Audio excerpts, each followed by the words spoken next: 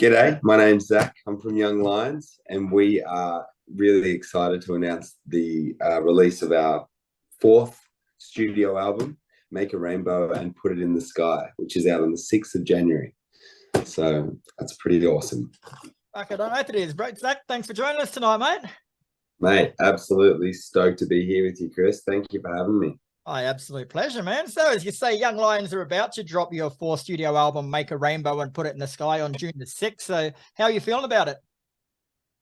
Mate, it has been such a journey. I'm so excited. Like, this one is really cathartic to get out. Every album, I'm sure you'd understand yourself, and speaking to so many groups, that every album has such a distinct journey itself. But this one for us has been really just quite arduous, coming through, what was 2020 to 2022 for music and for entertainment and for the whole world, let alone just music industry. Those super big changes for all of us. And we wrote this album, we started writing it all and had it all going from 2018. So that was when all the beds were laid down, at one of our favorite studios, which isn't a studio anymore, in Brisbane. So the whole thing's been crazy. Where it was getting mixed, got flooded, there was all these insane things that happened on the way.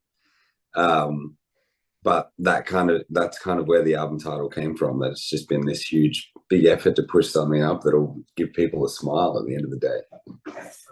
So tell us a bit about the album from a musical point of view, man, and what you were going for with it.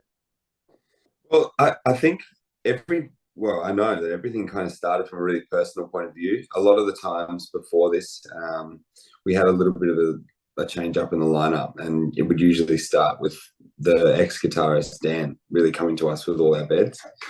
But I kind of wrote everything from scratch as just like a song standing alone, and then took those songs to the band, which was something we hadn't done before, and we really relished the process that way. I think we got a lot more dynamic out of it than we ever have before. It might not necessarily be the heavy offering that people got on our first album, Burn, and like the real soft kind of element that we had in Blue Isla. But it's got a crazy journey in itself. I think it's a little bit more exploratory than anything we've done before, and coming out of Mr. Spaceman. But there's some real heavy hooks in there and some real rages. So I think people who know what we are usually about are going to be able to get a big kick out of this one as well. So when you say exploratory, mate, what do you mean by that? Well, we really just try to push ourselves a fair bit. In a ways of sound, Mr. Spaceman was more exploratory with sounds. So we pushed ourselves sonically. We used a lot more keys and a lot more sampling, arpeggiated sounds for Mr. Spaceman. But we really pulled it back, and it was more us exploring our musical, our musicality and what we could do with just us four, just me, Ryan, Morgan, and Matt. Working on things together and making sure that we could play it all live. And we really went into it as well with this real passion to be able to walk in. I think it came from when we were all sitting around having a few drinks at the pub one night, saying, we love that album, Mr. Spaceman, but we couldn't just jump up on stage at that pub that night and play those songs in the exact way that we delivered them on the album. And we thought, it'd be pretty awesome to attack an album in a way that we could jump up, on a stage with just the instruments there, and just be like, we can give you the same show that you'd get if we were ready for it. You know what I mean? Yeah. I feel like we wanted to do it almost like a rite of passage at that point in time, and it really has been. It's been something where we just grew together so much as musicians, as well as being able to produce something that we're really proud of as well. Some of our work that we'll never forget. And you've released the songs Kaleidoscope, Help, Coming Home, Pilgrim, and the title track. So overall, would they be a good sonic representation of the whole album, would you say? Yeah, absolutely. Those ones, and they've all been mixed by, we started everything getting produced with Callan, who's my longtime musical partner, who I've worked with Dream on Dreamer for over the years, for the last 10 years. I just love what he does production-wise. And when we started out, it was all with him. But we'd done a few little tracks, which Help was a part of, these Bedlam sessions that Brock from a band called Bugs. I don't know if you're privy to those fellas from Brisbane, but he mixed all of them, and they had this really amazing like live sound to the drums, especially. He's a drummer, and he really gives some really nice attention to drums. So I think those songs definitely represented all really nicely. He ended up mixing doing the final mix on the album, really tying it all together. And that was actually the studio, his studio, Brock's place, which is got really badly flooded in those floods we just went through. So it was one of the last hurdles. We had everything. We just gave him all the masters everything to go through. And his studio just got hit and went under a meter of water. And so we couldn't get the mixes for another 6 to 8 months until he'd get back into the space. Jeez, sounds like a So it was all these things, man. It felt like we had to move God and country to get this album out, but we're stoked, dude. And it was my 2-year-old son who ended up naming the album, because we were just so like lost on what to say about it. But we're like, it's a big journey. We kept saying that to people, and I said it to him one day, and he's pretty smart. But I said to him, like, we've been on a big journey. Like, what's the whole thing? And I think he was into rainbows at the time, but he's like, oh, you make a rainbow and put it in the sky. How cool is that? Sounds pretty profound from that little dude. So we went with it. Kids, mate. Hey, yeah, man. Yeah, they're pretty awesome, man. They bring out the good stuff. Yeah, they do indeed. And you mentioned your last album, Mr. Spaceman, mate. Like, that album was universally praised, mate, as a great album. So was there extra pressure on you going into this one because of that, do you think? Yeah, for sure. I think you'd be crazy not to say that. Anyone who's come off an album where it did what Mr. Spaceman does, there's all these crazy things that go through your head. In a live sense and in everything, it was just such production, that album. It felt almost theatrical in some ways. So it was really, it's a total juxtaposition of what that was, us challenging ourselves to be able to play these songs in the songs from a new album in a pub setting, you know? So I don't know, maybe that was some subconscious thing that we wanted to challenge ourselves to do something totally different, so that we didn't try and do Mr. Spaceman again. But at the same time, it's such a beloved album for us that I think, I mean, it just stands alone. You have to do that. You have to have, like, just let yourself know that it stands alone as a piece of work. I think if you go chasing the dragon on anything, man, it just gets dangerous. But it is hard not to feel that way. And I really appreciate you saying that it was, you know, accredited that way, because we just feel so grateful that people really picked it up. It was such a crazy trip, that album. So I don't feel, I feel now that we've come through these 5 years of writing this, maybe we dealt with a lot of those feelings and emotions on that 5-year journey of being like, is it going to be, is it not going to be? And now we're just really stoked on what it is.